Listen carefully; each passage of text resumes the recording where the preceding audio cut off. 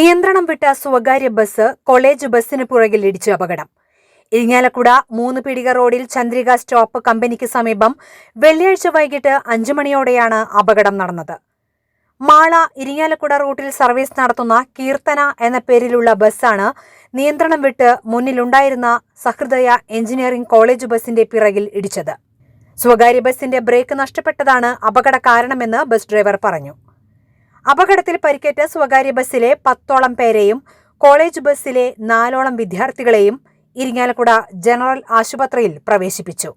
ചിലർക്ക് സാരമായി പരിക്കേറ്റിട്ടുണ്ട്. അപകടത്തെ തുടർന്ന് ഇരിങ്ങാലക്കുട 3 പീടിക റൂട്ടിൽ ഏറെ നേരം ഗതാഗതക്കുരുക്ക് അനുഭവപ്പെട്ടു. പിന്നീട് ഇരിങ്ങാലക്കുട പോലീസ് എത്തിയാണ് ഗതാഗത നിയന്ത്രണം നടത്തിയത്. കോളേജ് ബസ് റോഡിൽ നിന്നും മാറ്റിയിട്ടെങ്കിലും സ്വകാര്യ ബസിന്റെ ബ്രേക്ക് ജാമായതിനാൽ നീക്കാൻ ഏറെ പണിപ്പെട്ടു. മാസങ്ങൾക്ക് മുൻപാണ് സമാന രീതിയിൽ ബ്രേക്ക് നഷ്ടപ്പെട്ട സ്വകാര്യ ബസ് ഇടിച്ച് ഇരിങ്ങാലക്കുട ബസ് സ്റ്റാൻഡിൽ ഇരുചക്ര വാഹന യാത്രികരായ ഒരാൾ മരിക്കുകയും ഒരാൾക്ക് ഗുരുതര പരിക്കേൽക്കുകയും ചെയ്ത അപകടം നടന്നത്.